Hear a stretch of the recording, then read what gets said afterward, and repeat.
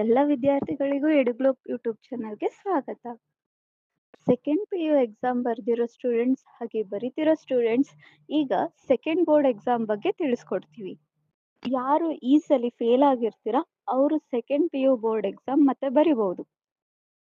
ಹಾಗೆ ಯಾರಿಗೆ ಕಡಿಮೆ ಬಂದಿದೆ ಅವರು ಕೂಡ ಇಂಪ್ರೂವ್ಮೆಂಟ್ ಎಕ್ಸಾಮ್ ಅಂದ್ರೆ ಸೆಕೆಂಡ್ ಬೋರ್ಡ್ ಎಕ್ಸಾಮ್ ಮತ್ತೆ ಬರಿಬಹುದು.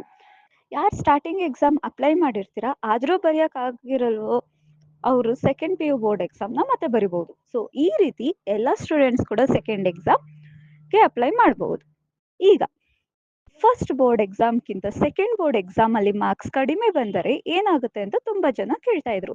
ಸೊ ಇದಕ್ಕೆ ಹೇಳೋದಾದ್ರೆ, ಈಗ ಎಕ್ಸಾಂಪಲ್ ನೀವು 3 ಬೋರ್ಡ್ ಎಕ್ಸಾಮ್ಸ್ ಬರ್ದಿರ್ತೀರಾ ಅನ್ಕೊಳ್ಳಿ, ಅದರಲ್ಲಿ ಲೈಕ್ ಆವ್ರೇಜ್ ಆಗಿ ನಿಮ್ದು ಹೈಯೆಸ್ಟ್ ಮಾರ್ಕ್ಸ್ ನ ಕನ್ಸಿಡರ್ ಮಾಡ್ತಾರೆ.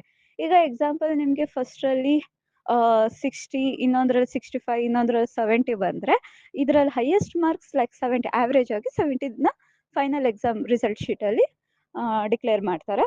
ಸೊ ಈಗ ಯಾರು ಥರ್ಡ್ ಬೋರ್ಡ್ ಎಕ್ಸಾಮ್ ಬೇಡ ಸೆಕೆಂಡ್ ಬೋರ್ಡ್ ಎಕ್ಸಾಮ್ ಸಾಕು ಅಂದವ್ರಿಗೆ ಸೇಮ್ ಬೆಸ್ಟ್ ಆಫ್ 2 ಅಲ್ಲಿ ಲೈಕ್ ಫಸ್ಟ್ ಸತಿ ಬರ್ದಿರೋದು ಸೆಕೆಂಡ್ ಸತಿ ಬರ್ದಿರೋದ್ರಲ್ಲಿ ಯಾವ್ದು ಹೈಯೆಸ್ಟ್ ಮಾರ್ಕ್ಸ್ ಇರುತ್ತೋ ಅದನ್ನ ಕನ್ಸಿಡರ್ ಮಾಡ್ತಾರೆ.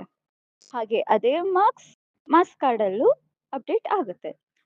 ತುಂಬಾ ಸ್ಟೂಡೆಂಟ್ಸ್ ಕೇಳ್ತಾ ಇದ್ರು, ಇಫ್ ಫಸ್ಟ್ ಎಕ್ಸಾಮ್ ಅಲ್ಲಿ ಕಮ್ಮಿ ಬಂದಿದ್ದಕ್ಕೆ ಸೆಕೆಂಡ್ ಸೆಮ್ ಎಕ್ಸಾಮ್ ಬರ್ದಾಗ ಇಫ್ ನಾವು ಫೇಲ್ ಆದ್ರೆ ಏನಾಗುತ್ತೆ ಅಂತ.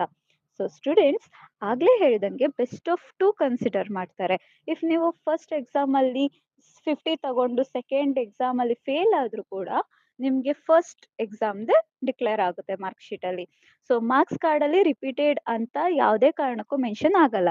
ನೀವು ಸೆಕೆಂಡ್ ಎಕ್ಸಾಮ್ ಅಥವಾ ಥರ್ಡ್ ಎಕ್ಸಾಮ್ ಯಾವುದೇ ತರ ಇಂಪ್ರೂವ್ಮೆಂಟ್ ಎಕ್ಸಾಮ್ ಬರೋದ್ರೂ ಮಾರ್ಕ್ಸ್ ಕಾರ್ಡ್ ಅಲ್ಲಿ ಸಪ್ಲಿಮೆಂಟರಿ ಅಥವಾ ರಿಪೀಟರ್ ಈ ತರ ಯಾವುದು ಕೂಡ ಮೆನ್ಷನ್ ಆಗಲ್ಲ. ಜಸ್ಟ್ ಫಸ್ಟ್ ಎಕ್ಸಾಮ್ ಅಂದ್ರೆ first board exam, second board exam, third board exam ಅಂತ ಮೆನ್ಷನ್ ಆಗುತ್ತೆ. ಅದು ಬಿಟ್ಟು ಸಪ್ಲಿಮೆಂಟರಿ ಆಗ್ಲಿ ರಿಪೀಟರ್ ಅಂತ ಆಗ್ಲಿ ಈ ತರ ಯಾವುದೇ ಕಾರಣಕ್ಕೂ ಮೆನ್ಷನ್ ಆಗಲ್ಲ. ಕಾಮನ್ ಡೌಟ್ ಅಂದ್ರೆ ಸೆಕೆಂಡ್ PU ಬೋರ್ಡ್ ಎಕ್ಸಾಮ್ ಒಂದೇ ಸಬ್ಜೆಕ್ಟ್ ಬರೆಯೋದಾ ಅಥವಾ ಎಲ್ಲ ಸಬ್ಜೆಕ್ಟ್ ಬರಿಬೇಕಾ ಅಂತ. ಸೊ ಸ್ಟೂಡೆಂಟ್ಸ್ ಈಗ ಎಕ್ಸಾಂಪಲ್ ನೀವು ಇಂಗ್ಲಿಷ್ ಅಲ್ಲಿ ಕಡಿಮೆ ಬಂದು ಇನ್ನೆಲ್ಲದಕ್ಕೂ ಜಾಸ್ತಿ ಬಂದಿದ್ರೆ ನೀವು ಜಸ್ಟ್ ಇಂಗ್ಲಿಷ್ ನ ಮಾತ್ರ ಮತ್ತೆ ಕಟ್ಟಿ ಬರಿಬಹುದು, ಎಲ್ಲ ಸಬ್ಜೆಕ್ಟ್ ಬರೆಯೋ ಅವಶ್ಯಕತೆ ಇಲ್ಲ. ಇನ್ನೇನಾದ್ರೂ ಡೌಟ್ಸ್ ಇದ್ರೆ ಕಮೆಂಟ್ ಮಾಡಿ, ನಿಮ್ ಡೌಟ್ ಡೆಫಿನೆಟ್ಲಿ ಕ್ಲಾರಿಫೈ ಮಾಡ್ತೀವಿ. ಮುಂದಿನ ವಿಡಿಯೋದಲ್ಲಿ ಸಿಗೋಣ ಸ್ಟೂಡೆಂಟ್ಸ್. ಸಬ್ಸ್ಕ್ರೈಬ್ ಮಾಡಿ ಹಾಗೆ ವಾಟ್ಸ್ಆಪ್ ಚಾನಲ್ಗೆ ಜಾಯ್ನ್ ಆಗಿ. All the best.